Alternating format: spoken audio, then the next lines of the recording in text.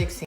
So because I'm going back and forth to my grandmother's house, and of course, y'all, me telling y'all this story is over a course of a year that's happening now that I've been in New York. So now I went back to my grandmother's house.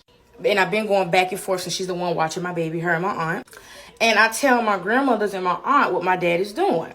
Now, y'all, mind you, my dad's wife does not like me at all. And my dad's the type of dad, like, when he's not with anybody, he's good. He's the best dad ever. But when he's with somebody, he let them females dictate what he can and cannot do for his kids. So now my stepmother does not want me in her home no more because she said I got a smart mouth. So my dad ended up taking me to stay with my aunt and then made a decision that I'm coming back to South Carolina. And this is like a year and a half later.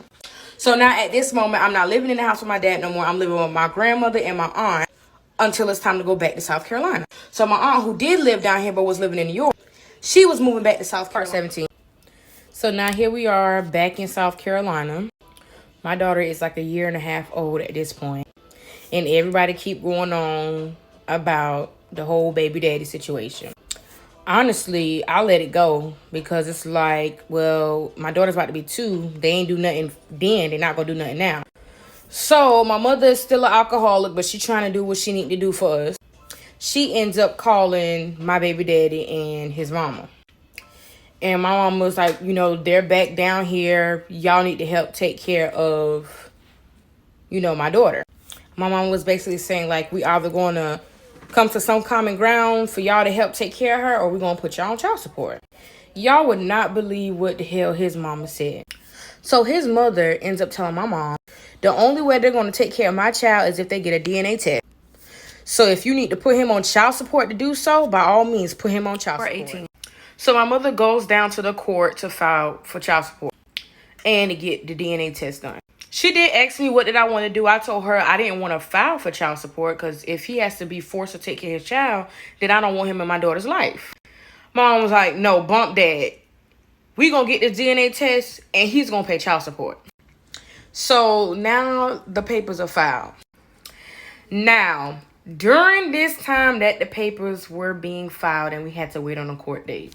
Now, during this time, while we're waiting on the papers to process for child support, we end up running into each other. So now that we bump into each other, I'm trying to let him know, like, listen, so I can go ahead and stop the child support. Just tell your mama the truth because I don't want you on child support. I just want you to take care of your child. That's it. And I guess because he didn't want to be on child support, he was like, okay, you know, he going to come clean about it. Okay, I'm about to do part 19. Part 19. So now, again, me and him are not supposed to be speaking, but we're speaking secretly. So, like, don't nobody know that we're having a conversation. Don't nobody know that we're communicating. So, he's secretly letting me know that he's going to take care of his child. He don't want to be on child support. You know, this, that, and the third. So, now, he's telling me all of this, and I'm just like, now he's speaking my language. And in my head, I'm thinking, this is the reason why I fell in love with this boy. Because now he's trying to step up and take care of his responsibilities. Now, again, y'all, we're still waiting to go to court. Because my mother still wasn't dropping the child support. So now here it is. Me and him was just constantly talking. And in the midst of us texting each other, now we're texting each other like, I miss you. And I'm upset that all this stuff happened. What we going to do? Now, the whole time we're talking, he has another baby mama. I specifically asked him, were they together? And of course, he lied to me. No, we're not together. Okay, part 20. So now here he is sneaking down to my aunt's house to put my baby to sleep all the time. And then we used to just sit and talk. And he used to ask me, like, did I ever miss him? And all this stuff like that. And at the time, I'm 14. So now, since he's sneaking down there, don't nobody know that he's coming to the house.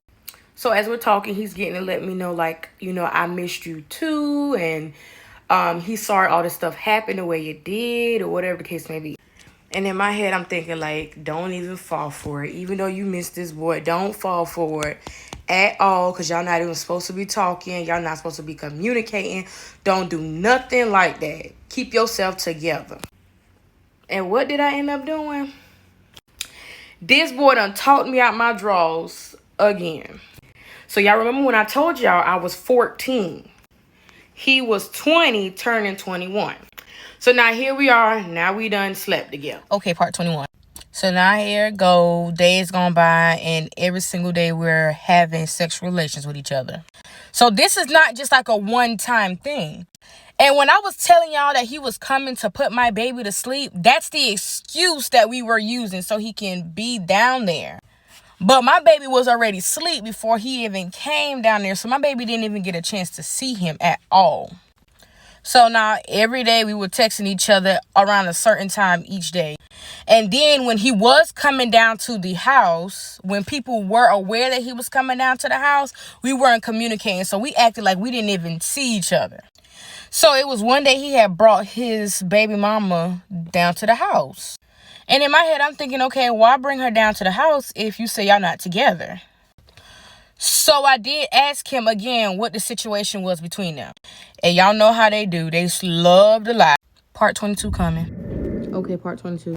So I already know he was already lying about who the girl was. I done seen them before, on Facebook and stuff like that. So I knew they were together. So I wanted him to come clean, but I knew they were together. So now he's letting me know, like, we basically got to keep this under wraps. Like, we can't tell nobody about this. Of course, he didn't want it to get out because if it got out and my family would have found out, he would be in prison at this point. So now, again, y'all, we're continuing to have sexual relations with each other. So this is not just a one-time thing. This was more than once. More than, I can't even count on one hand. And we're still waiting on the paperwork to come in so that way we can go ahead and get a DNA test done. So whole time we're sleeping together, but we don't have no type of DNA test. We're waiting to go to court and all. So now here is when stuff went all the way left. When I mean all the way left, all the way left. Did y'all miss me? Okay, part 23. So now I told y'all it took a turn for the worse. It went left. So now fast forward a few days. He see me in the car with my friends, and his baby mama was with him. They were walking.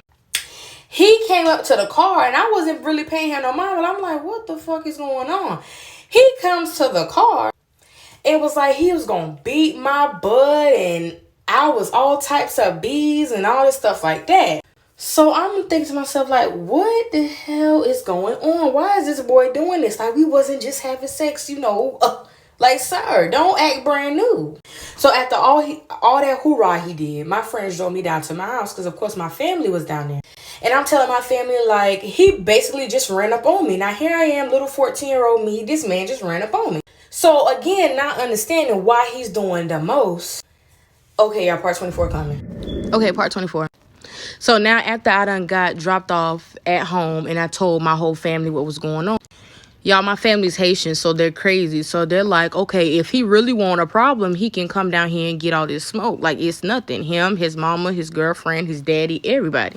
My grandmother was down here also, so she was like, Kiki, don't even worry about it. If this man touch you, he gonna have a lot of problems on his hands, so don't even worry about it. So me not understanding what was going on, like, literally, I did not understand why he was upset. Again, I done forgot all about, like, that we done filed everything for the DNA test. I thought that was not gonna happen for like a year or so after. My aunt, again, who was married into that family, she found out that the judge or the lawyers, whoever, sent a civil suit to him. So he received a civil suit in the mail, and I'm guessing his mama didn't tell him that my mom was putting him on child support. So now that means extra lawyer fees. Okay, part 25. So now here it is that he done got the civil suit, and we have a court date.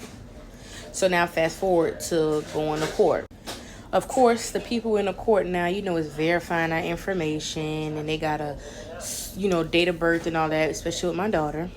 So they swab my mouth, they swab my daughter's mouth, then they swab his mouth. He's shaking his head as if he don't know why his mouth being swabbed. In my head, I'm like, thank your mother for this. You allowed your mother to say that this is not your child. So now you got to go through all of this. So my mother is in there and she's asking questions like, okay, when will we find out the results and all this stuff like that? They told her it can take 4 to 6 weeks to come back. So they're asking, like, do we have any other questions? And I'm just like, no, I'm just waiting on the results to come back. So now we walking out the office and I'm getting a stank face from him and his people. It's like just looking at me and my mama like we did something to them.